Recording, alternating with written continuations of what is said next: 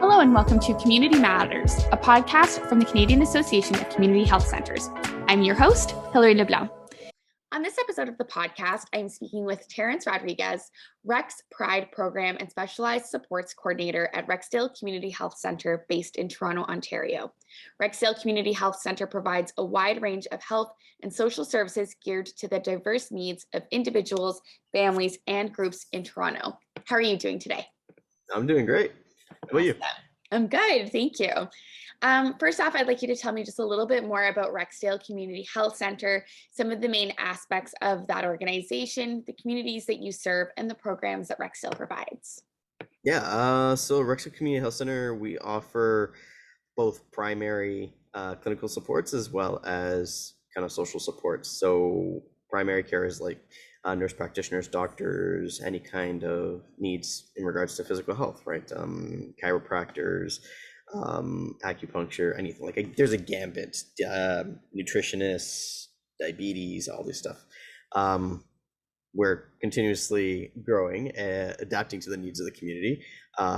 So we add more and more to the roster, and if we're not able to ever support a client in-house, then we'll offer referrals to other services. And then social programs are in regards to like working with seniors or youth and children, families, parents, just a wide range of individuals, people of color, Black folks, 2SLGBTQ folks, Indigenous, anyone who's from the community, represented in the community, which is North Etobicoke. We try to create programs and supports for. So North Etobicoke is, if anyone doesn't know, it's like around the airport area.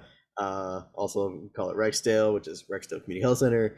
And it's basically like south of Steeles, north of that catchment area is always kind of switching around Dixon area, sometimes the Westway, depending on where you are, as far west as about 427 area, and then the Humber River kind of lines the east side. So that's our catchment area. It's also known as Ward 1 within the city. There are immense amounts of diversities and so many different identities in the community, as well as we have a large population of newcomers in the community as well. So yeah. Wonderful. So it's important to mention that we're doing this episode during Pride Month, right at the very end of Pride Month, and you work specifically with the Rex Pride program. Could you tell our listeners how this program was started, the demographic it serves, and the programs that encompass Rex Pride? Definitely. So started up in 2012. So basically, I am actually from Rexdale, born and raised my whole life, all the schools, everything, and I'm trans-identified female to male. So what happened was I was working back in my community. I was doing social work, working with youth actually specifically, and realizing that there still wasn't anything that existed within the community. When I grew up, I had no resources. I was always, having to access them downtown. Accessibility was an issue. So working back in the community, got tired of getting frustrated that nothing existed, so decided to create something. And it really was just free community space, pizza, hold space. And it started with that peer sport, right? So that was the foundation of the program. And that program is called QMAP, Queer Media Arts Program. I apologize if you hear dogs in the background. I got 2 pugs. So QMAP, Queer Media Arts Program, peer program, foundation of it. And then it grew from there, because as we ran programs throughout the years, it evolved based on the needs of the youth, and we realized, next thing that came was the case management, right? the referrals, the supports, big time, housing, employment, immigration. There were some needs that kept on coming up, and then when we realized that case management and referrals wasn't enough, that we needed to work with the community to make their spaces more inclusive. So like, it's great I have a shelter, but is that shelter supportive for the community that we're referring? As well as then the next evolution to that part was, okay, working frontline with organizations can work sometimes, but when you're working with large institutions, working from the bottom up doesn't always work, and you also need to work from the top down. So we started joining committees and working with larger institutions and trying to affect more change within policies and procedures and things like that. So the evolution has been peer support, then case, and then adding on the whole like community engagement piece. And that's really the gamut of what we do now, are those three pillars. That's wonderful. A lot of really, really great work. And I don't often share, but being from New Brunswick, I know that there's been a huge gap in things like that in some of the smaller communities out there. And so it's always nice to hear those stories about how communities here are being impacted and helped in such a big way. The pandemic, however, was a tumultuous time for so many community health centers, and our podcast has truly explored the adaptability of many CHC programs so that they could meet the needs of their clients. The demographic using the Rex Pride program is quite specific, and I'm curious, in the beginning, how did the pandemic affect the clients that were served by Rex Pride, and then how did your programs and services evolve to meet the needs as the needs evolved through the pandemic? Yeah, that was an interesting experience for two main reasons. And the main reason is how do you adapt programming. But right at that point, actually, when the pandemic happened, we were going under the health center as one of the core programs. We were just a grassroots organization getting trusteed by the health center. And then instead of incorporating and becoming our own thing, we just, let's become one of your core programs. The health center had been a partner of ours for so many years that we're just like, okay, natural fit, let's do it. So that was happening right when the pandemic hit. So we had a learning curve of, okay, so we, being a grassroots, we ran things with some oversight, but there was less restrictions as health centers have more oversight and geographic restrictions and things like that we had to take into account. So we had to navigate that with the health center to try to advocate for some of these changes where they normally wouldn't do for some of their programs. And that played out in the pandemic later on too, in regards to programming, because the health center, being that, it's the Ministry of Health and a lot of mandates, we follow the same codes as the ministry. For example, we're still wearing masks inside, right? So you'll see other organizations may not have masking policies. We do. So in regards to programming, very quickly shut down programming, not in person, everything was online. And for a lot of youth in general programs, it was great. But for our youth, we couldn't. I mean, our numbers went down drastically. We maybe had one or two in online programming. And when communicating with the youth as to why this was happening, it was, they said it was just not safe. So majority of our youth, if they're at home, typically don't tell their parents their identities, don't disclose, for fear of, safety or judgments, just in general, like what the response would be. So more often than not, I say more often, loose estimation, I would say probably 80-90% of our youth are either in the closet, quote unquote, which haven't disclosed their identities to their parents, or if they have, they're not at home due to either being kicked out or run away. So this was the challenge during COVID, because how do you access a peer support program online when you're at home and your family and parents can see what's going on? Even if your parents weren't home, like they have siblings that would tell their parents or whatever the case. So there was always that constant fear of being able to openly speak to something or even access a program. We would try to navigate it, like maybe turn off your camera and just type, don't use voice, just type in the chat, which some folks tried doing it. But even then, if they randomly left, we knew it was already discussed ahead of time. They may have to leave to close their screen, or if someone saw, and then they'd chime in later if it was safe.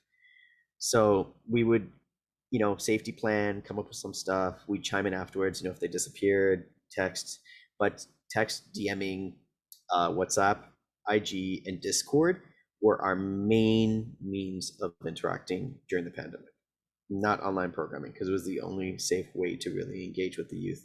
And some, if they preferred text because they had text, great. A lot of youth didn't have access to a phone line, to their own personal cell phone. So if they had some internet access, they would utilize Instagram or Discord to have some private interactions that way. And we navigated everything with them. So we lost the peer support, but at least we were still able to engage with them and support them in their needs during the pandemic. I mean, first interview that I did that mentions Discord, which what an amazing, innovative tool. I do use Discord for some nerdy socialization and interaction. And I think that's really great. And I don't know that I would have thought of that as a means to engage with a community that is essentially being isolated because of the pandemic and their own identity, which is a really big shame that that's how it has to be. But what a cool way to use something that everyone just like thinks of as sort of social media or a tool in that way. So It is that's an I awesome find that tool. very impressive. And in fact, they taught me all about it. The youth in the front, they're like, yeah, we should use Discord. Okay, teach me, because I'm a little bit slow, but give me time. I'll catch up onto this. And yeah, it really is an amazing tool to utilize, because with that channel on the server with the multiple channels, they identified the channels they would like based on what their interests and needs were. So if they wanted to have like a meme channel where they could just share queer memes, or response memes to homophobic or transphobic things, whatever. They had a question channel for if they had a question for their peers. They have a rant channel for when they just need to like unload. There's different channels based on their needs, which is it's a great tool. Love it. That's so cool. I really like, sometimes you learn best from the people you're trying to engage with. I think that's amazing. That's really impressive to me. I'm human. I can't keep up with everything. I'm okay with that. Yeah. So I'm open to it. Fair. You mentioned before working, sometimes with organizations and having to work from the top up and try to educate. Have you partnered with any other organizations in the Toronto or North Etobicoke community? And if so, what have those experiences been like? Yeah, I think our strongest, beyond the health center, now we are part of the health center. The strongest beyond them, I would say, is Youth Without Shelter, primarily because we've done a ton of referrals to them, and we've worked with them to try to create more inclusive practices. Like I remember when they were trying to identify spacing and rooming for trans individuals or people who are non-binary, how to navigate that. And I'm still hoping to create a shelter specifically for the 2SLGBTQ community in Rexdale, but that's a work in progress.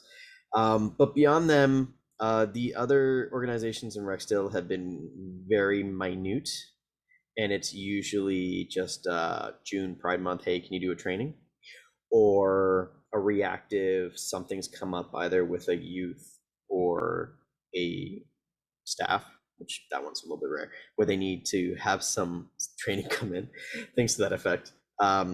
Really Band-Aid, nothing really substantial. And then within the schools, within the community, that has been a hit and miss dependent on the ally or contact I have within the school and whether or not the principal has also changed, because they've done a lot of rotation of principals.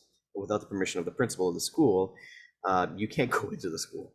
So if, say, for example, I built this great relationship with the principal at KCI, Kipling, that's great, but what if next year they're no longer there and then I got to rebuild the relationship? That takes time. And if you're CYC or the CYW, child youth counselor, child youth worker, social worker, or teacher ally advocate in the school isn't there, doesn't have capacities, then you again are reinventing the wheel or starting from scratch again. So there's been a lot of challenges and barriers, but it's gotten a lot better from what it was. Like this past year, we've been in 3 high schools. So it's just like awesome. We've done some junior middle schools. So I'm breaking down those walls, but we had to go to the top in the TDSB because there were a lot of things, not just within creating space, but what are these processes, the pronouns, disclosing identities, which is against human rights. You can't do that. That whole debate discussion. How to hold accountable people, how to advocate for things, and so realize it really wasn't filtering all the way up from the bottom, so we had to work the other way around. No, that's really, really big work and very important. And as I mentioned to you in the past, I can only relate because of like diversity, equity, inclusion from a Black lens, but like those walls need to be torn down so that there's more inclusion, just more inclusion in rhetoric and conversations alone, and then also resources that are being taught. And it's small steps, but it's very important work. So do you see any particular gaps in services and supports for members of the 2SLGBTQ plus community in the region that you serve? And do you have any thoughts on how provincial and federal government policy changes or funding could help address those gaps? Yeah. So, um, biggest barriers for the community are housing, healthcare, education, and I would say fourth after that, or fourth and fifth would be immigration and employment. But those first three, definitely. Um, Housing is huge, as mentioned. Um, Education, lots of barriers still exist. So, it's great that I hear policies when I'm on those committees, the TDSB, oh yeah, we have all these policies. I was like, well, are you overseeing if they're being implemented in the suburbs? Because downtown's one thing, suburbs is another, right? So education, there's still barriers because there's a lot of biases that the faculty bring to their work, which affects and creates, it lends to those barriers and becomes part of the system. Well, the system allows it. And then, yeah, their policies, are they being enacted and follow up on and evaluated? So there's that. And then healthcare, yeah, it's big. I mean, the health center for Rexdale, we're the only ones, at least MAPTR that I know of, that's offering any HRT, which is hormone replacement therapy, or trans supports. The medical practitioners, we have folks on our team that are being trained by Rainbow Health Ontario. So I don't know if you know, but Rainbow Health Ontario offers training to medical staff, nurse practitioners, doctors, whoever, to work with the trans community, and they offer ongoing weekly support so that if they have any questions, it could be like, hey, I have a client, and they could support. So that's a big challenge, is healthcare, because healthcare, we often get turned away, we often get judged, the assumptions, the comments, the biases.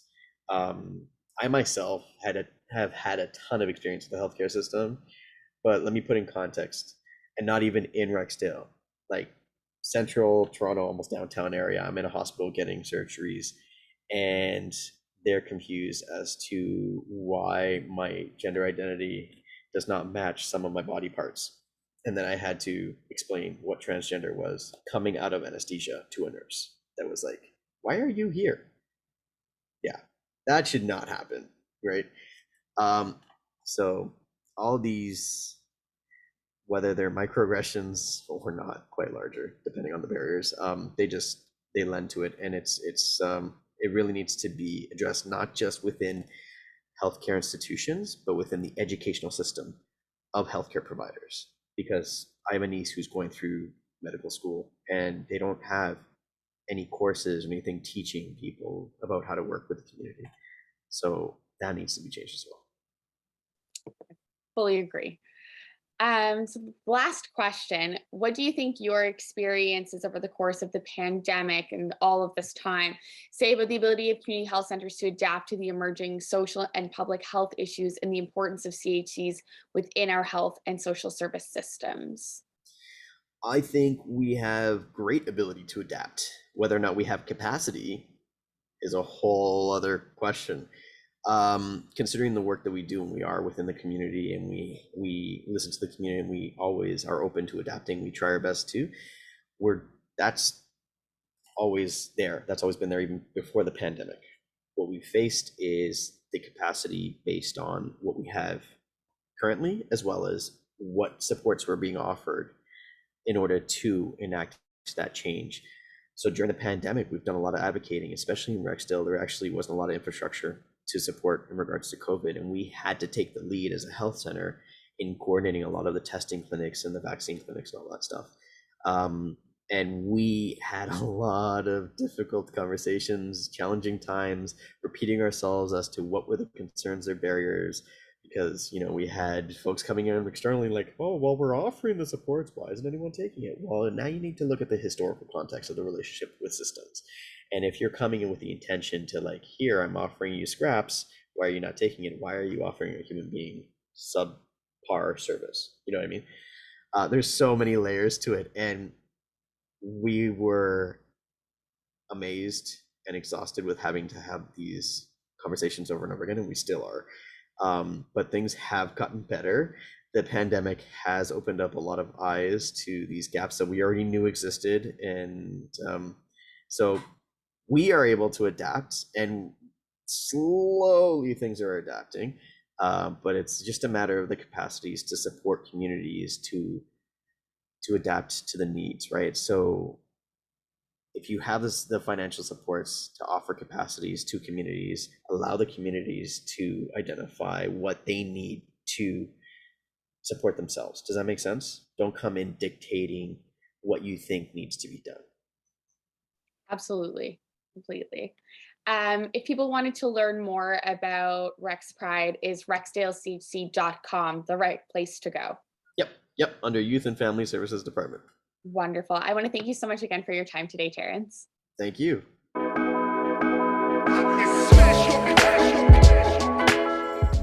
Thank you for listening to Community Matters, a podcast from the Canadian Association of Community Health Centres. To learn more about our association and the important work of community health centres across Canada, go to www.cachc.ca.